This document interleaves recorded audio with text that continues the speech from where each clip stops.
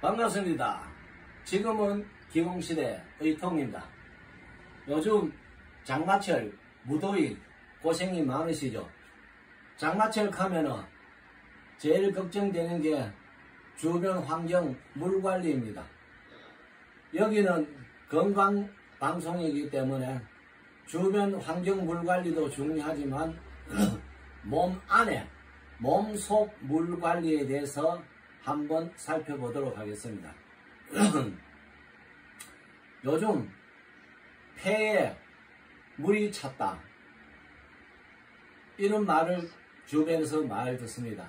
그래서 숨이 가쁘다, 힘이 없다, 뭐 여러가지 증상이 있는데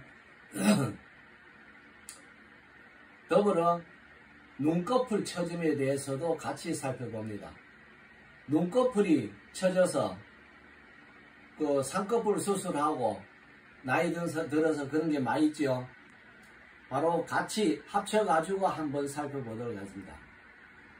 물 가면은 물도 마찬가지로 소화하고 흡수되어야 합니다. 서양의학에서는 병원에서는 물 가면은 콩팥만 이야기합니다. 콩팥 기능이 물 관리를 한다고 단순하게만 생각합니다. 물론 맞습니다. 그러나 우리 건강을 지키기 위해서는 자꾸 공부해야죠. 좀 더 알아봐야 됩니다. 한의학에서는 물 관리를 비장리합니다. 전번 방송에서 이야기했죠. 물도 마찬가지로 소화되고 흡수되어야 되고 물의 대사가 이루어져야 됩니다. 이런 물 관리를 비장리합니다. 비장리에서 물을 소화하고 흡수해서는 제일 먼저 물을 어디로 보내나 하면은 폐로 보냅니다. 병원에서 말하는 콩팥과는 좀 다르죠. 폐에서 각 기관에 물을 보내고 마지막에 제일 밑에 있는 콩팥에서 하수 처리장처럼 처리된다고 봅니다. 바로 폐 기능이 약하면은 이 폐에 물이 차게 되는 겁니다. 그 관리를 하는 게 비장리입니다. 마치 우리 건물 옥상에 물탱크에 물을 보내갖고 물을 밑으로 보내듯이 우리 인체 장부 기관에서 최고 높은 곳이 폐입니다. 비장리 물을 소화 흡수해서 첫째로 보낸 것이 폐고, 폐에서 각 기관으로 보내고 그 전체 대사 관리를 비장리하고 마지막에 콩팥에 가서 하수 처리장처럼 해서 밖으로 내보냅니다. 이거를 잘 기억하셔야 됩니다. 그리고 이것을 총 물 관리하는 비장리 기능이 떨어지면은 눈꺼풀이 처집니다. 나이 들어가지고 눈꺼풀 처져가지고 쌍꺼풀 수술하는 사람 많지요. 물론 손, 발 붓는 것도 마찬가지입니다. 그래, 쌍꺼풀 수술을 한다든지 그렇게 하기보다는 비장 기능을 강하게 해서 쌍꺼풀 수술 안 하고도 쌍꺼풀 처짐 현상을 예방하고 치료할 수가 있습니다. 폐에 물도 없게 할 수가 있습니다. 자, 전체적인 물 관리 이 시스템을 간단하게 한번 훑어봤습니다. 그리고 이제 치료법, 물 관리를 하는 안마 치료법을 간단하게 소개합니다.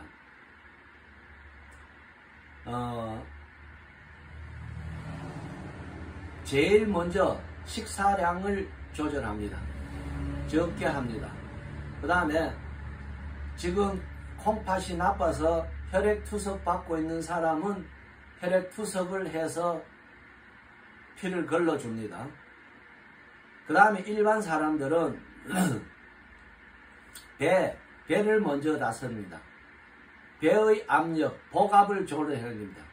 스트레스로 인해서 복압이 높아져 있다든지 대장에서 가스가 팽창해가 복압이 있다든지 여러 이유로 해서 배가 빵빵하게 되어 있는 사람은 이 복압, 배를 먼저 다스려 줘야 됩니다.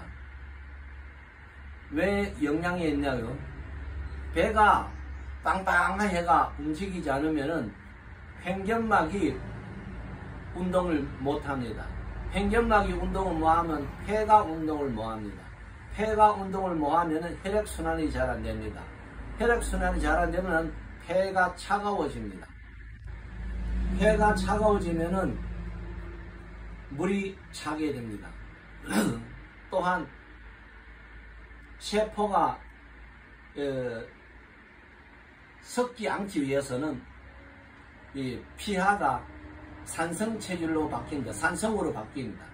산성으로 바뀌면은 그걸 방지하기 위해서 또 뇌세포에서 폐로 물을 보내라고 합니다. 이런 악순환이 여러가지 되기 때문에 전체 시스템만 한번 보고 우리는 이 다스리는 방법을 간단하게 또 살펴보도록 합니다. 스스로 치료할 수 있도록 먼저 배를 풀어야 됩니다. 복압을 줄여야 됩니다. 그러기 위해서는 가장 먼저 피부를 쓰다듬어 주세요. 오른손으로 비비고 왼손으로 비비고 이렇게 해가지고 배를 따뜻하게 해주는 것 하면은 근육이 이완되면서 복압이 줄어듭니다. 그 다음 전번 시간에 이야기했듯이 배꼽을 중심을 해가지고 상하 좌우 지압봉 또는 효자손 아무거나 가지고 이렇게 눌러줍니다. 하나, 둘, 셋, 넷, 다섯, 여섯, 일곱, 여덟 이런 식으로 상하 좌우 풀어줍니다. 복압을 풀어주고 난 후에 그 다음에 비장을 다스리는 경락. 비장 경락은 전에 이야기했는 엄지발가락 안쪽 발바닥과 발등 경계 지점, 엄지발가락 첫째 마디 바로 앞에 발톱 가로선 있는 음백혈, 그 다음에 엄지발가락 두 번째 발가락